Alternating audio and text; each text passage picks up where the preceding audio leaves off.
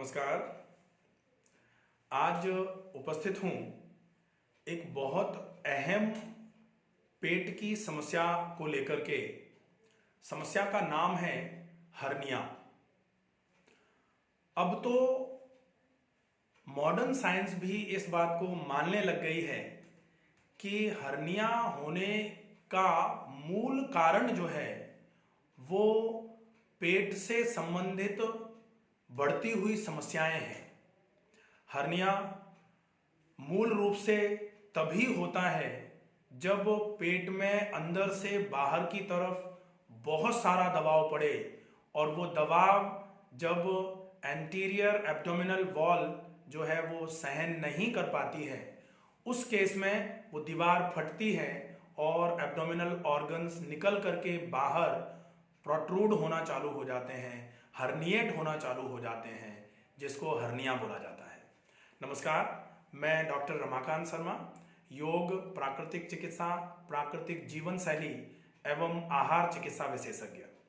आज हम बात करेंगे बढ़ती हुई पेट की समस्याएं जो हैं वो एक ऐसी समस्या को जन्म दे रही हैं जिसके वजह से बहुत सारे लोग परेशान हैं और समस्या का नाम है हर्निया।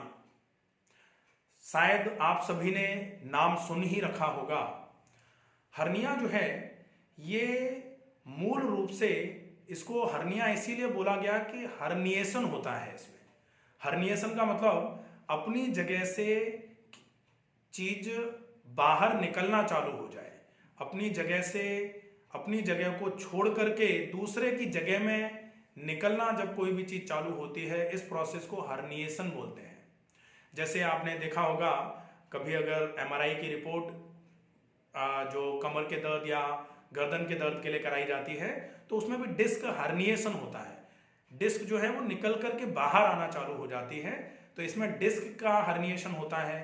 यहाँ एंटीरियर एब्डोमिनल वॉल के कमजोर होने की वजह से एब्डोमिनल ऑर्गन्स का हर्निएशन जो होता है, इसको एब्डोमिनल हर्निया बोला जा सकता है। ये जो है हर्निया है क्या, ये समझ में आया। अब देखें हम हर्निया के मूल प्रकार कौन से होते हैं।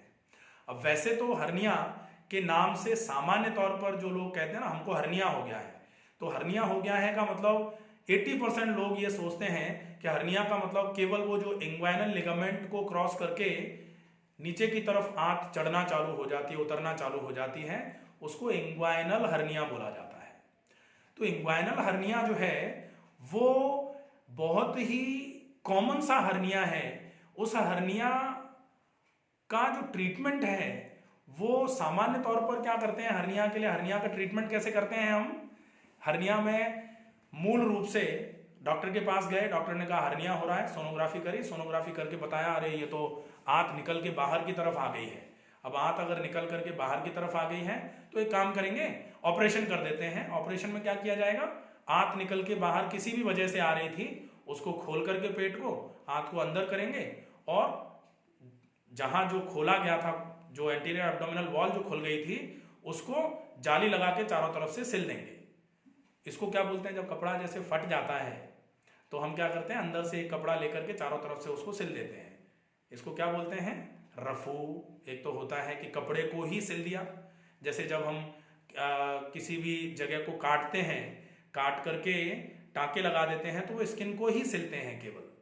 लेकिन कपड़ा जब ज़्यादा जल जाए या फटने की वजह से कपड़ा कहीं से खराब ज़्यादा हो जाए तो फिर काट करके कपड़े को और फिर अंदर से एक कुछ, आजकल तो खैर ये नहीं हो रहा है, बहुत पुराने समय की बात थी जब लोग नए कपड़े लेने में बहुत सोचते थे तो पुराने कपड़े के फटने पर वो दूसरा एक कपड़ा अंदर से लगवा करके सिलवा देते थे। इसको पट्टी लगाना या जो भी बोलते थे, वो प्रोसेस है हर्निया का ऑपरेशन करवाना।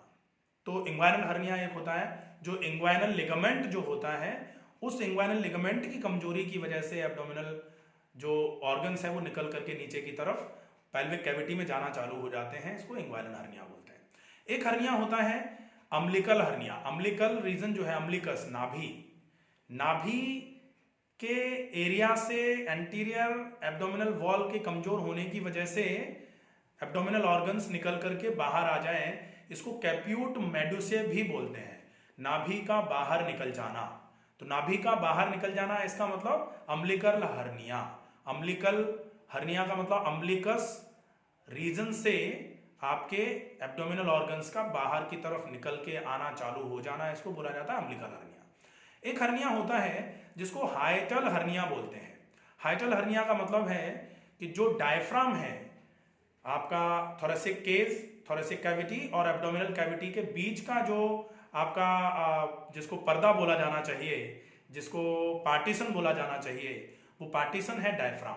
ये एक मस्कुलर स्ट्रक्चर है, इसमें केवल 3 ओपनिंग होती है। एक ओपनिंग होती है जिससे आहार नाल जो है वो नीचे की तरफ जा करके आमाशय में कन्वर्ट होती है। दूसरी ओपनिंग जो होती है वो एओर्टा जो होता है, वो हार्ट हमारा बाएं तरफ, अब बाएं तरफ से एओर्टा जो है, arch of aorta, descending aorta जो है वो नीचे की तरफ जाता है एब्डोमिनल एओर्टा के लिए, तो भी वो यहां से बीच में से एक होल होता है, उसमें से निकल के जाता है।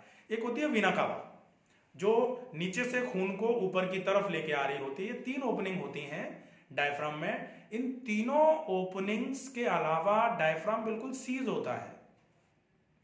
अब इन तीनों ओपनिंग्स में से एक ओपनिंग जो है, जो आहार नाल आमाशय से कंटिन्यू जो हो रही है, आमाशय अगर ज्यादा फूल करके आहार नाल वाली ओपनिंग को थोड़ा सा चौड़ा करके आमाशय का थोड़ा सा पार्ट अगर थोरेसिक कैविटी में आना चालू हो जाता है, इस प्रोसेस को बोलते हैं हाइटल हर्निया। हाइटस होता है इसमें मतलब क्या है, अंदर एब्डोमिनल कैविटी में ज्यादा प्रेशर होने की वजह से, पेट में ज्यादा गैस भरने की वजह से, पेट के ज्यादा फूलने की वजह से जो आहार नाल है, आहार नाल वाला जो ओपनिंग था डायफ्राम का, उसमें से नीचे से गैस्ट्रिक कंटेंट निकल कर फंडल एरिया ऑफ स्टमक जो है निकल करके ऊपर की तरफ शिफ्ट होना चालू हो जाता है, या फिर जो एब्डोमिनल ओएसोफेगस जो होता है, ओएसोफेगस का मतलब है कि आहार नाल, एब्डोमिनल ओएसोफेगस का मतलब कि जो डायफ्राम में से निकल करके ओएसोफेगस नीचे की तरफ आया है, इसी पर डायलेटेशन होकर के ये ऊपर की तरफ निकलना चालू हो जाए, तो इसको बोला जाता है हाइटल हर्निया। ठीक है। इसके अलावा एक हर्निया और होता है जो सामान्य तौर पर मेल में ही पाया जा सकता है, क्योंकि ये हर्निया स्क्रोटल हर्निया बोला जाता है। स्क्रोटम मेल में ही होते हैं। तो स्क्रोटल हर्निया का मतलब है बहुत ज्यादा प्रेशर पड़ने की वजह से एब्डोमिनल वॉल बिल्कुल वीक हो रही है, एब्डोमिनल कैविटी पर बहुत ज्यादा प्रेशर पड़ा हुआ है, तो स्क्रोटल एरिया में धीरे धीरे करके कुछ कंटेंट्स जाना चालू हो जाते हैं, जिसको स्क्रोटल हर्निया भी बोलते हैं। ठीक है। तो ये तो हो जाता है हर्निया के टाइप्स। अब हम देखते हैं हर्निया होने के मूल कारण क्या क्या है। तो हर्निया होने के मूल कारणों में जो हम सबसे पहला कारण बताएंगे, वो कारण होगा केवल और केवल हमारी eating sedentary habits. Sedentary eating habits जो हैं, हमें पता ही नहीं है हमें क्या खाना है, हम ये जानते ही नहीं है कि हमारा पेट कब भर गया है। हमें संयम से जो भोजन करना था, संतुलित भोजन जो करना था, आज स्वादिष्ट बन गया तो आज हमने ज्यादा कर लिया, आज बेस्वाद बना है तो आज हम बिल्कुल भी नहीं खाएंगे। तो ये जो नियमितता थी, इसमें अनियमितता का आना, ये पाचन तंत्र से संबंधित समस्याओं के बढ़ने में सबसे बड़ा कारण है। ऐसा भोजन जो पचेगा ही नहीं। अब अगर भोजन पचेगा नहीं तो फिर पेट फूलेगा, पेट फूलेगा, आमाशय फूलेगा, आमाशय से नीचे अगर वो उतर गया खाना तो फिर आंतें फूलना चालू हो जाएंगी। छोटी आंत फूली, छोटी आंत से अगर वो खाना बड़ी आंत में उतर गया तो बड़ी आंत में एकदम से एबनॉर्मल डायलिटेशन आना चालू हो जाएगा। कोलोनिक मसल्स जो हैं, उनकी जो म्यूकोसल लेयर है, वहां पर धीरे धीरे करके इन्फ्लेमेशन होना चालू हो जाएगा, कोलाइटिस होना चालू हो जाएगी। छोटी आंत में एंटेराइटिस होना चालू हो जाएगी, अमीबोसिस हो जाती है, या फिर गैस्ट्रिक अल्सर्स हो जाते हैं, या फिर डिफ्यूज इरोजिव गैस्ट्राइटिस हो जाती है, या फिर सिंपल सी हाइपर एसिडिटी की वजह से पेट फूलना चालू हो जाता है। कभी कभी फूड पॉइजनिंग की वजह से पेट फूलना चालू हो जाता है। और ये सारा का सारा क्यों होता है? क्योंकि हमारे आहार की व्यवस्था जो है वो अनियमित हो गई है। दूसरा कारण होता है हमारा पानी जो है उसका अता पता ही नहीं है। हमें कितना पानी पीना है, कब कितना पानी पीना चाहिए, पानी पीने का तरीका क्या होना चाहिए, इसकी वजह से भी पाचन तंत्र के रोग होते हैं पहले, और पाचन तंत्र खराब होने की वजह से एब्डोमिनल कैविटी जो है वो एब्नॉर्मली डायलेट होना चालू हो जाती है, एब्नॉर्मली उसमें डिस्टेंशन आना चालू होता है, और abnormal distension in abdominal cavity leads to herniation of abdominal organs, ये बोला जा सकता है। ठीक है। तीसरा कारण होता है हमारी एब्डोमिनल वॉल जो है, एंटीरियर एब्डोमिनल वॉल जो बोली जाती है, जिसको रेक्टस सीथ भी बोलते हैं, ये बहुत कमजोर हो जाती है। और इसके कमजोर होने का रीजन क्या होता है? इसके कमजोर होने का रीजन होता है व्यायाम का कम करना, व्यायाम की कमी। और व्यायाम की कमी के चक्कर में मांसपेशियां धीरे धीरे करके कमजोर होती हैं, और मांसपेशियां कमजोर होती हैं तो रेक्टस सीथ जो हमारा है, जिसको एब्स बोलते हैं, ये एब्स तो बाद में, एब्स तो बहुत कम लोगों के बने हुए हैं। एब्स तो जो बहुत व्यायाम करते हैं, जो शरीर को बिल्कुल एक तरीके से ईश्वर का स्वरूप मानते हैं और बहुत व्यायाम करते हैं, वो एब्स बना पा रहे हैं, उनकी एब्डोमिनल वॉल बिल्कुल ठीक रहती है। लेकिन एब्स बनाने के चक्कर में भी ओवरवेट जो लिफ्टिंग कर देते हैं उनको भी हर्निया होने के चांसेस हो जाते हैं। ठीक है। तो एक ये हो जाएगा व्यायाम की कमी। अब होता है व्यायाम ज्यादा करना और ज्यादा वेट्स के साथ व्यायाम करना। जैसे बिल्कुल सब कुछ ठीक ठाक था, कोई दिक्कत नहीं, हम तो अच्छा खाना खा रहे थे, खूब पानी पी रहे थे, हम खूब काम भी करते थे, सब कुछ बढ़िया था। लेकिन क्या हुआ कि एक बार एक 100 किलो का वजन का कोई ऑब्जेक्ट था, और उसको हमने एकदम से आगे झुक करके पूरा जोर लगा के उठाने की कोशिश कर दी। अब उसको जोर लगा के उठाने की कोशिश जब आप करते हैं तो क्या होता है, जब पूरा जोर आप लगाते हो आगे झुक करके, तो एब्डोमिनल कैविटी पूरी की पूरी इस तरीके से सीज हो जाती है, पूरा जोर पड़ता है एब्डोमिनल कैविटी पे। एब्डोमिनल कैविटी पे इतना जोर पड़ा, और उसके हिसाब से अगर आपकी एंटीरियर एब्डोमिनल वॉल थोड़ी सी भी कमजोर होगी तो निश्चित ही आपको हर्निया हो जाएगा। और उस हर्निया में अगर आप ऑपरेशन भी करा देते हो तो कोई खास समस्या नहीं है। उस हर्निया के लिए ऑपरेशन सामान्य तौर पर कराने की जरूरत भी नहीं पड़ती है, और अगर करा भी लिया जाए तो हर्निया परमानेंटली क्लियर हो जाता है, क्योंकि वहां वो वजन उठाना कारण बना था हर्निया का, अंदर से प्रेशर जनरेट नहीं हो रहा था।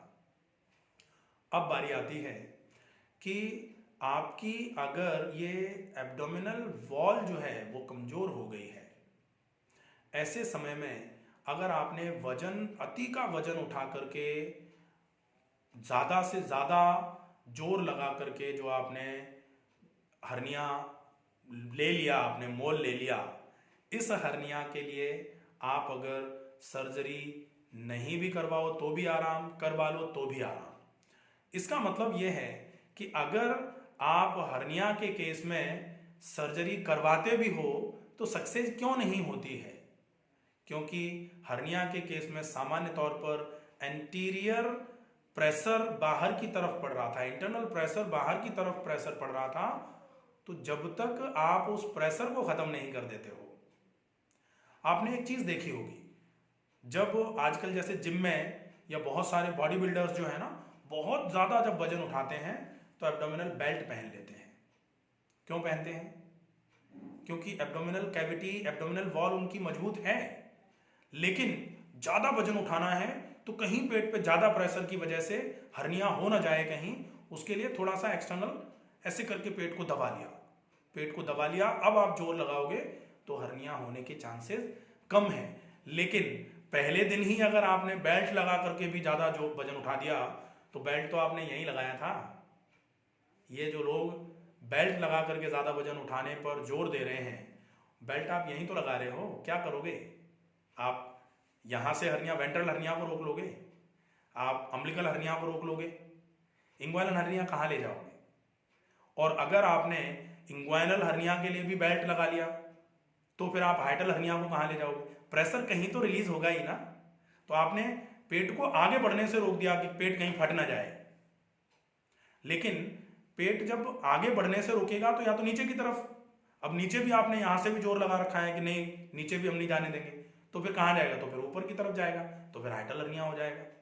अब अगर मान लो आपने यहाँ से भी जोर मार दिया कि भाई ऐसे, वैसे तो हाइट यहाँ जोर लगाने का कुछ है ही नहीं, लेकिन फिर भी मान लो आपने कुछ रोक ही दिया यहाँ भी, तो फिर वो प्रेशर कहाँ जाएगा, फिर वो प्रेशर धीरे से ब्रेन तक पहुंचेगा।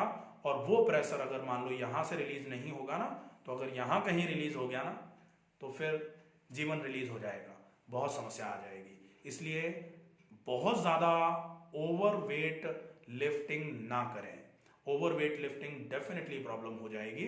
और ओवरवेट लिफ्टिंग में हालांकि ये मैं बोल रहा हूँ कि अगर आप सपोर्ट्स के साथ में, सुपरविजन में और सही सिस्टमेटिक वे में अगर आप लिफ्टिंग करना चालू करते हैं, तो जो सुपरवाइजर्स हैं वो हमेशा प्लान करते हैं कि पहले अगर आपको 50 किलो का टारगेट रखा है तो आपको पहले 15 किलो से चालू करेंगे, धीरे धीरे धीरे धीरे। कहा जाता है ना, करत करत अभ्यास के जड़मती होती सुजान, प्रैक्टिस मेक्स मैन परफेक्ट। धीरे धीरे करके आपकी क्षमताएं बढ़ाते हुए आपको ज्यादा वेट पर ले जाते हैं। अगर अनाड़ियों के चक्कर में कहीं फंस गए और या फिर बिना किसी सुपरविजन में ज्यादा वजन उठा दिया, सामान्य तौर पर पहले क्या होता था, पहले लोग जिम में नहीं जाते थे वजन उठाने के लिए।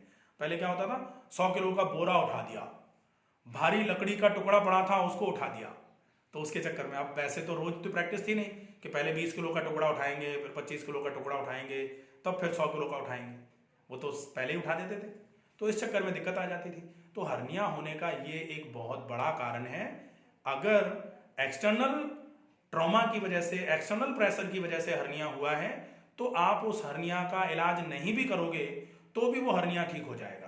केवल आपको 15 दिन के आसपास हर्निया का बेल्ट यूज करना है और 15 दिन के आसपास ही आपको अच्छा खाना खाना है, ताकि पेट एब्डोमिनल डिस्टेंशन नहीं हो।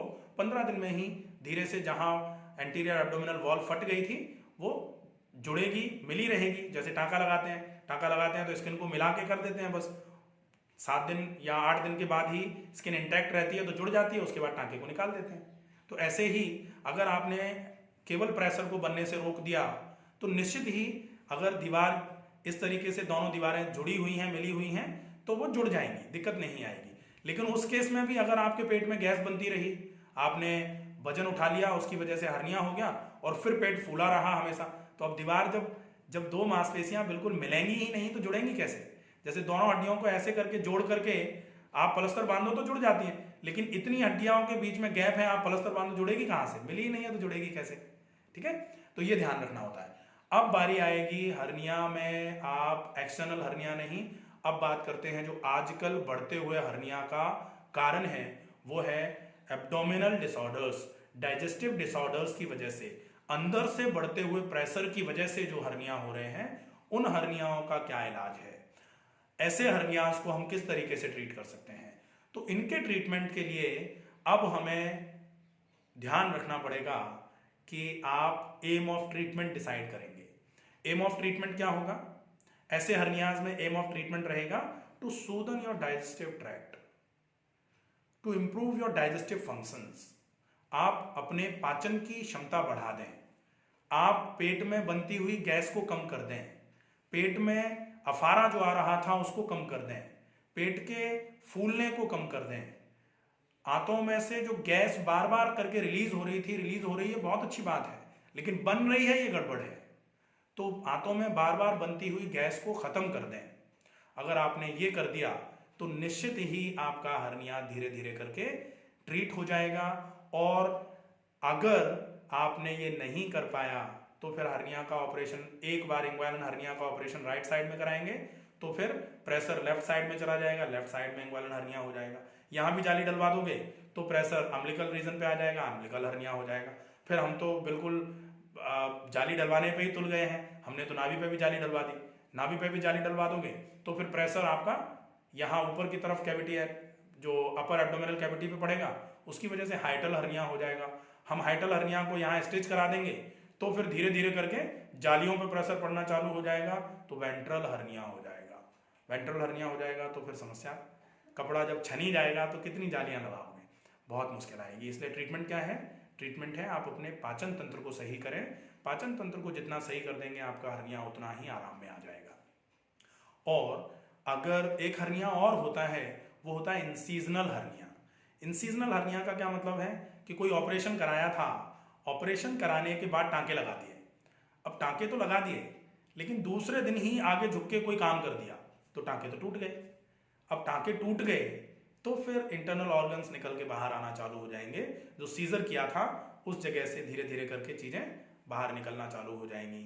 या हिस्टेक्टोमी अगर की थी, बहुत सारी महिलाओं में एक समस्या आती है कि यूट्रस निकलवाने का ऑपरेशन करवाती हैं और लगभग 15-20 दिन, महीने भर का भी अच्छा फॉलोअप नहीं होता है, तो धीरे धीरे करके टांके, एक आध टांका खुलता है, फिर प्रेशर पड़ते पड़ते जगह थोड़ी मिलती है ना, जैसे पानी को थोड़ी सी जगह मिल जाए तो वो पूरा बड़ी जगह बना लेता है।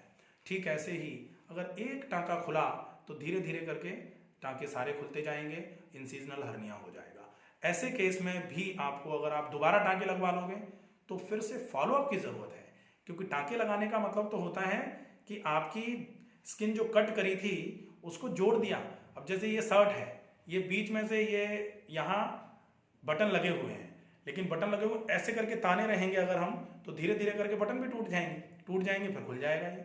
तो टूटे नहीं, इसके लिए क्या है कि या तो हमारा जो साइज है उससे हम 1 इंच ज़्यादा ढीला पहन के रखें कपड़े को तो प्रेशर नहीं पड़े। ठीक है, अब शरीर के साथ हम ऐसा तो कर नहीं सकते हैं, तो हमें इंटरनल प्रेशर को ही मेंटेन करना पड़ेगा। इंटरनल प्रेशर को मेंटेन कर देंगे तो जो हमने टांके लगाए थे वो खुलेंगे ही नहीं। इंटरनल प्रेशर मेंटेन करने के लिए क्या ज़रूरी है कि आप, अगर आपने यूट्रस निकलवाया है तो पर्याप्त मात्रा में आप आराम करें। आप आगे झुक करके कम से कम महीने भर तक काम नहीं करें। पेट में गैस बिल्कुल भी नहीं बनने दें, कब्ज बिल्कुल भी नहीं होने दें, जोर लगा के मोशन बिल्कुल भी नहीं जाएं। हर्निया अगर आपको हो ही गया है और हर्निया हो गया है, अब आपको ट्रीटमेंट प्लान करना है, तो ट्रीटमेंट की प्लानिंग जो हर्निया की होगी वो होगी, सबसे पहले आपको ये सारी चीज़ें कि आप जमीन पर बैठ करके उठते समय जो पेट पे प्रेशर पड़ता है उसको अवॉइड करें। जमीन पर उकड़ू बैठना बंद कर दें। अगर आपको हाइटल हर्निया है तो आप उकड़ू बिल्कुल भी नहीं बैठें। अगर आप आगे झुक करके कुछ काम करते हैं तो बिल्कुल अवॉइड कर दें उस काम को। ज़्यादा से ज़्यादा ध्यान रखें कि पेट बिल्कुल अच्छे से साफ रहे, पेट अंदर से नरम रहे, गैस बिल्कुल भी नहीं बने। मोशन जाते समय जोर लगाने की जो आदत है उसको बिल्कुल ऐसे भूल जाएं जैसे गधे के सिर से सींग निकल गए हैं, क्योंकि अगर मोशन जाते समय जोर लगाते रहे तो हर्निया फिर ठीक नहीं हो पाएगा। आप जालियां डलवाते रहोगे और परेशान होते रहोगे, कोई मतलब नहीं निकलेगा। और जब पूरे शरीर में ही जाली लगवा दोगे, आप पूरी की पूरी एंटीरियर एब्डोमिनल वॉल जाली से ढक दोगे, तो फिर क्या होगा, तो फिर आपको हमेशा बेचैनी रहना चालू हो जाएगी। फिर आपका जो डोम ऑफ डायफ्राम है, डायफ्राम इस तरीके से होता है, डायफ्राम पूरा ऊपर की तरफ चढ़ जाएगा, फेफड़े यहाँ तक यहीं रह जाएंगे, बस इतने, यहाँ तक पूरा एब्डोमिनल कैविटी आ जाएगी। फिर आपकी सांस भरना चालू हो जाएगी, फिर आप 4 कदम चलोगे सांस भर जाएगी। तो आप यहाँ ऑपरेशन कराते रहोगे, कोई फर्क नहीं पड़ेगा, नुकसान ही नुकसान है। इसलिए आपको ये, और उसके बाद यही नहीं रुकेगी कहानी फिर हार्ट की बीमारी पर भी जाएगी, फेफड़ों की समस्या भी आएगी, हार्ट की बीमारी भी आएगी, फिर धीरे धीरे करके ऑक्सीजन की कमी आ जाएगी तो लीवर खराब हो जाएगा, फिर ज़्यादा कमी आएगी ऑक्सीजन की तो त्वचा से संबंधित रोग हो जाएंगे। ज़्यादा ऑक्सीजन अगर मस्तिष्क तक नहीं पहुँचेगी तो मस्तिष्क से संबंधित बहुत सारी समस्याएं आना चालू हो जाएंगी, याददाश्त कमज़ोर होना चालू हो जाएगी, बहुत सारे रोग होंगे। इससे बचना है तो एक सर्वाधिक सुलभ सा उपाय है, पेट को नरम रखना है। कहा जाता है सिर ठंडा पेट नरम पैर गरम। अगर हमने पेट को नरम रख लिया तो निश्चित रूप से हम हर्निया को पूरे तरीके से ट्रीट कर सकते हैं। फिर ये डिपेंड करता है कि हमने महीने, 2 महीने, 3 महीने, 6 महीने अच्छा फॉलोअप करके पेट को बिल्कुल नरम कर दिया।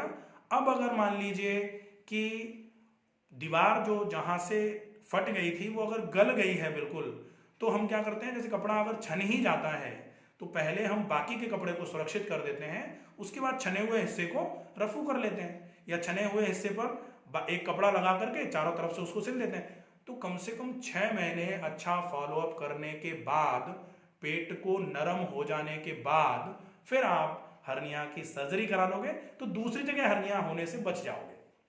ठीक है, अब आते हैं ट्रीटमेंट के विषय में कि हर्निया के लिए मूल ट्रीटमेंट क्या है। अब मैं बहुत ही संक्षिप्त में सिर्फ ट्रीटमेंट किस तरीके से आपको काम करेगा ये बताता हूं। पहला ट्रीटमेंट है पेट पर गर्म ठंडा सेक करना। अगर हर्निया की समस्या है आपको तो यहां से लेकर के जो एब्डोमिनल कैविटी है आपकी पूरी की पूरे हिस्से पर पेट पर गर्म पानी की थैली से और गीले कपड़े से गर्म ठंडा सेक करना। ये वीडियो आपका पड़ा हुआ है, शायद नहीं है तो मैं बहुत ही जल्दी आपका गर्म ठंडे सेक को किस तरीके से करते हैं, क्या प्रोटोकॉल है, उसका पूरा वीडियो डाल दूंगा। तो पेट का गर्म ठंडा सेक, मिट्टी की पट्टी पेट पर गर्म ठंडा सेक करने के बाद पेट पर मिट्टी की पट्टी रखना, ये बहुत उपयोगी रहता है। मिट्टी की पट्टी कैसे बनाई जाती है, कैसे पेट पर रखी जाती है, इसके लिए भी वीडियो आपका है, वो वीडियो आप देख सकते हैं। तो पेट का गर्म ठंडा सेक और पेट पर मिट्टी की पट्टी, दो इलाज हो जाएंगे। अनिमा अगर आप इजीली ले सकते हैं तो अनिमा का मैं आज ही एक वीडियो बना करके अपलोड कर देता हूं। तो अनिमा किस तरीके से लेना है और कैसे पानी को तैयार करना है, अनिमा कैसे लेना है, कितने ड्यूरेशन में आप अनिमा ले सकते हैं, ये आपके लिए अनिमा का भी हो जाएगा। तो हर्निया के केस में आपको सप्ताह में 2 दिन अनिमा लेकर के पेट को बिल्कुल खाली कर देना है। ये तो हो जाएगा इलाज। अगर संभव हो सके तो गर्म ठंडा कटी स्नान या फिर गुनगुने पानी में बैठना, एक टब लेकर के गुनगुने पानी को टब में भर करके उस पानी में बैठना है, बहुत अच्छा इलाज रहेगा। इसके साथ में अगर संभव हो जाए तो कैसे भी करके आप इस बात का पूरा ध्यान रखें कि कैसे भी करके आपकी आंतें बिल्कुल साफ सुथरी रहें।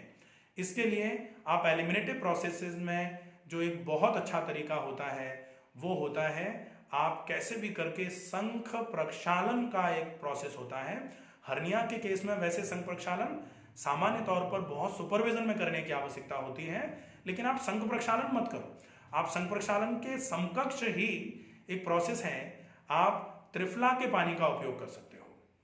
तो आपने नेचुरोपैथी के ट्रीटमेंट में आपने ट्रीटमेंट कर लिया। दूसरा, आप ट्रीटमेंट के प्रोटोकॉल में ही सबसे पहला काम जो शुद्धि क्रियाओं में आता है, वो शुद्धि क्रियाओं में आप सबसे पहले सुबह सुबह जागते ही ज्यादा मात्रा में पानी पिएंगे, सादा पानी पी के 5 मिनट के आसपास पानी को रोकेंगे। उसके बाद मोशन जाएंगे, मोशन जाके हाथ मुंह धो के मंजन करके आप रात को भीगा हुआ त्रिफला ले सकते हैं। 1 चम्मच त्रिफला का पाउडर 1 गिलास पानी में भिगो करके सवेरे सवेरे आप मोशन जाने के बाद अगर आप ले लेते हैं तो उससे पेट बिल्कुल खुल के साफ होना चालू हो जाएगा और आंतों में भरा हुआ कचरा पूरा साफ होना चालू हो जाएगा, फायदा करेगा। ठीक है। इसके अलावा आप सवेरे सवेरे अगर डायबिटिक नहीं है तो रात को भीगे हुए मुनक्के 15 से 20 मुनक्के, अगर डायबिटिक नहीं है तो रात को आप कांच के गिलास में पानी भर के उसमें 15-20 मुनक्के बीज निकाल करके भिगो दीजिए। सवेरे सवेरे व्यायाम के बाद आप उन मुनक्कों को चबा के खाइए और पानी को पी लीजिए, बहुत अच्छा रहेगा। इसके अलावा बहुत मोटे आटे की रोटी और बहुत उबली हुई कम मिर्च मसाले की, कम नमक की, कम चिकनाई वाली सब्जी की ज्यादा मात्रा, ये आपको लंच में लेना है। डिनर आपका जो है वो 7 बजे के पहले पहले हो जाए और रात को सोने से पहले अगर संभव हो तो आप गुनगुने पानी के साथ में ईसबगोल ले लेंगे। ईसबगोल की भूसी लगभग 1.5 से 2 चम्मच, 1 गिलास गुनगुना सा पानी घोल करके, या ईसबगोल की भूसी आप 1/4 गिलास पानी में घोल करके ऊपर से आपने खाली खीर सी बन जाएगी वो, और ऊपर से आपने पानी पी लिया। ये आप रात का कर सकते हैं। नाश्ता जरूर करेंगे 9 साढ़े 9 बजे, दलिया या खिचड़ी का नाश्ता जरूर करेंगे, या फिर आप फलों का सलाद नाश्ते में ले सकते हैं। अगर आपको सलाद खाना है सब्जियों का तो वो खाने के 40 मिनट पहले, दोपहर वाले खाने के 40 मिनट पहले सब्जियों का सलाद आप खा सकते हैं। सलाद को खाने के लिए विशेष रूप से ध्यान रखना पड़ेगा। 1 ग्रास को आपने अगर मुंह में डाला है सलाद के तो उसको कम से कम 100 बार चबा के खाना है। मतलब सलाद नहीं खाना है आपको, जो जैसे खीरा, अगर आप खीरे का सलाद खा रहे हैं तो खीरे का रस आपको दांतों से बना देना है, फिर वो अंदर जाए। ये आपके पेट को नरम कराने के लिए सबसे ज्यादा उपयोगी रहेगा। पेट जितना नरम रहेगा उतना ही हर्निया कम रहेगा, और दूसरा आप मुंह को जितना ज्यादा चलाएंगे पेट उतना ही नरम रहेगा। ठीक है, तो ये आपका आहार चिकित्सा का हो जाएगा। प्राणायाम में आप प्राणायाम का अभ्यास कर सकते हैं जिसमें नाड़ी शोधन अनुलोम विलोम और दीर्घ श्वसन, ये 2 प्राणायाम हैं। इन दोनों प्राणायामों का अभ्यास करेंगे। नाड़ी शोधन अनुलोम विलोम लगभग 10 से 15 मिनट, और दीर्घ श्वसन जो है वो 20 से 25 मिनट 30 मिनट तक का अभ्यास दीर्घ श्वसन का किया जा सकता है। कपालभाति प्राणायाम बहुत सुपरविजन में किया जाए तो किया भी जा सकता है, बाकी कपालभाति प्राणायाम को कुछ समय के लिए अवॉइड करना है, ये ध्यान रखना है। बंध सामान्य तौर पर हर्निया के केस में बंध से अभी थोड़ा दूरी बना के रखें, बंद अभी नहीं, थोड़ा आराम हो जाए, जब पेट नरम होना चालू हो जाए उसके बाद बंद पर हम जा सकते हैं। ठीक है, तो ये तो हो जाएंगे। आसन अगर हम हर्निया के लिए करते हैं तो फिर हमें हमारे हर्निया का पूरा प्रोटोकॉल क्या है, हर्निया कौन सा है, ग्रेड कौन सी है हर्निया की, उसके हिसाब से आसन बताया जा सकता है। इसलिए आसन सामान्य तौर पर क्या होता है, हर्निया के लिए विपरीत करनी आसन कर लो। अब हर्निया के लिए विपरीत करनी आसन तो कर लो, लेकिन हर्निया अगर हाइटल हर्निया है तो विपरीत करनी नहीं कर सकते। हर्निया के लिए सामान्य तौर पर कहते हैं एक पाद पवन मुक्तासन या पवन मुक्तासन कर लो। लेकिन अगर हर्निया अम्बिलिकल हर्निया है या हाइटल हर्निया है तो ये नहीं कर सकते हैं। हर्निया के लिए ये भी कहते हैं कि आप उत्तान पादासन कर लो, अगर अम्बिलिकल हर्निया है उत्तान पादासन नहीं कर सकते हैं। ठीक है, तो कुछ चीजें हैं जो अगर आपको, जैसे इंग्वाइनल हर्निया है, इंग्वाइनल हर्निया के केस में अगर आपने नौकासन कर दिया तो प्रॉब्लम हो जानी है। तो बहुत स्पेसिफिक होते हैं आसन, इसलिए आसनों का अभ्यास नहीं, अभी प्राणायाम का अभ्यास कर सकते हैं। आसनों की जगह आप जितना मर्जी आए आप टहल लो, जितना टहलोगे उतना अच्छा रहेगा। और आसन में एक सिंपल सा आसन है जिसका आप उपयोग कर भी सकते हैं, वो है राजा रानी आसन, मरकट आसन, स्पाइनल कॉर्ड ट्विस्टिंग एक्सरसाइज। ठीक है, वो आप थोड़ा बहुत बिना ज्यादा फोर्स लगाए आराम से, जितना गर्दन दाएं पैर बाएं जो होता है ना, आराम से, बहुत जोर लगा के अगर पूरा करेंगे ना तो उसमें भी स्ट्रेन आएगा पेट पर, वो नहीं चाहिए अपने को। ठीक है, इसका विशेष ध्यान रख करके आप आसनों का अभ्यास में केवल राजा रानी आसन का अभ्यास कर सकते हैं, बाकी टहलना बहुत उपयोगी रहेगा। ठीक है, तो खाने में खाना क्या है, ये खाने का तरीका, पानी ज्यादा से ज्यादा मात्रा में पीना है ताकि आंतें बिल्कुल साफ बनी रहें। पानी कम से कम कोशिश करिए, हर्निया के केस में आपका पानी 12 से 14 गिलास तो कम से कम हो, अगर संभव हो जाए तो 15-16 गिलास, 17-18 गिलास पानी तक भी आप पी सकते हैं। अगर आपको आंतों को बिल्कुल नरम रखना है, एसिडिटी से बचना है, आंतें बिल्कुल साफ रखनी है, तो पानी का अभ्यास अति आवश्यक होगा। ठीक है, तो ये तो हो जाता है हर्निया के विषय में ऑलमोस्ट जो मूल सी बातें थी। अगर कोई चीज रह जाती है या हर्निया आपको है तो आप हर्निया की सीटी स्कैन की या फिर सोनोग्राफी की रिपोर्ट मुझे व्हाट्सअप कर सकते हैं, या कमेंट बॉक्स में ऑप्शन आता है, आप कमेंट बॉक्स में भी अपनी रिपोर्ट को पोस्ट कर सकते हैं। उसको देख करके आपके लिए स्पेसिफिक फॉलोअप का प्लान बना के दिया जा सकता है। आपके आसनों के बारे में भी आपको जानकारी दी जा सकती है कि कौन से आसन आप कर सकते हैं। ठीक है, तो हर्निया के लिए इतना ही। आशा है वीडियो आपको पसंद आएगा। अगर वीडियो आपको समझ में आए, आपको लगे कि ये जानकारी आप दूसरों तक पहुंचा करके उनका भला कर सकते हैं, कहा जाता है परहित सरस धर्म नहीं भाई, दूसरों का हित करने से बढ़िया धर्म नहीं है।